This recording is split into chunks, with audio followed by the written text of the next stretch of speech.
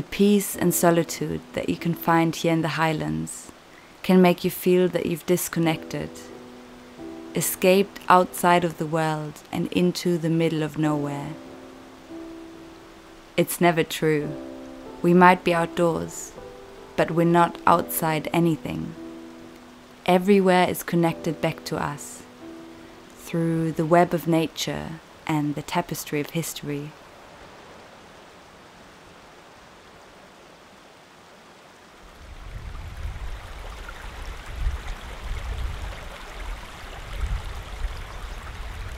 In the mid-19th century, the potato crops here in the highlands failed.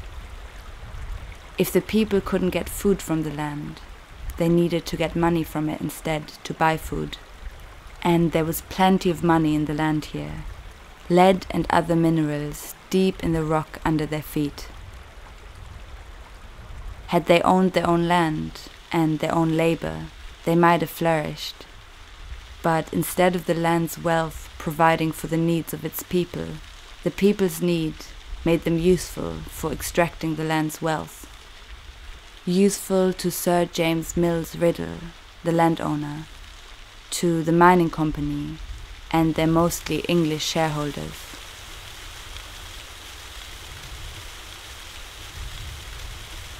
In 1851, miners were made to blast ore by candlelight under a huge loose rock. When they complained that it was unsafe, they were ignored and laughed at and deflected. When the rock fell, killing Duncan Cameron, the rest of the mining team brought a court case against the company, but it was thrown out, and they had to pay the costs. Court documents from the time capture these stories. The motive of the manager is to take as much work out of the workmen as they can, at as small a cost as possible. I had to go where I was sent, or consent to starve. Mining here stopped in 1990. Plants and trees have started taking hold where the sheep can't reach them. What was once a hell for people is becoming a refuge for nature. Nothing undoes the injustices of the past, but nature will overgrow them. When I see life reclaiming the place where Duncan Cameron died, I know that whatever fate awaits our species, nature will reclaim the bare rock.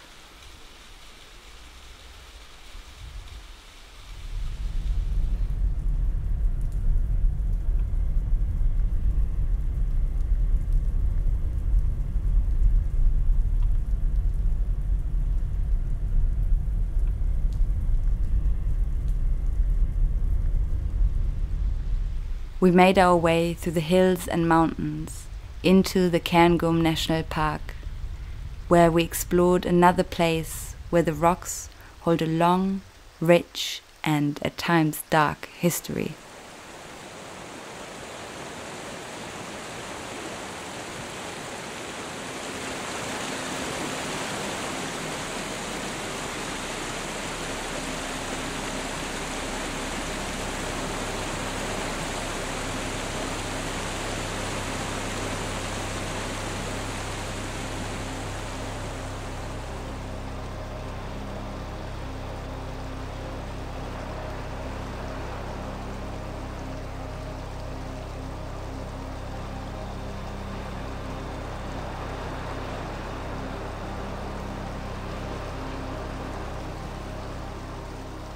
We hiked up Glen Eye through the treeless grouse moor, searching for this gorge.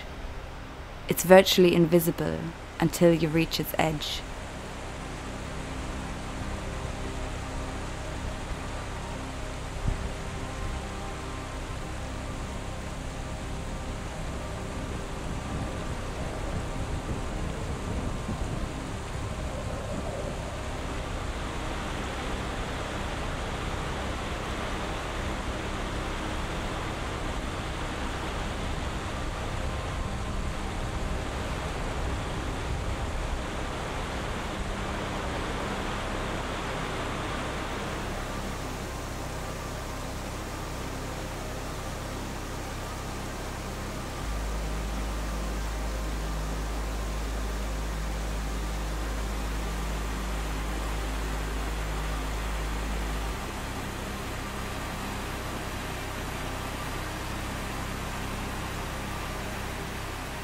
In the late 17th century, a Jacobite chieftain known as the Black Colonel was the laird of this area.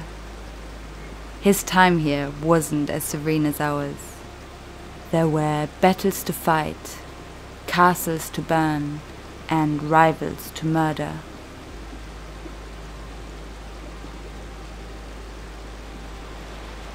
When English troops burned down his own castle, he fled here, a hiding spot only locals knew of. He is said to have slept safely on this very ledge, giving the gorge its name, the Colonel's Bed.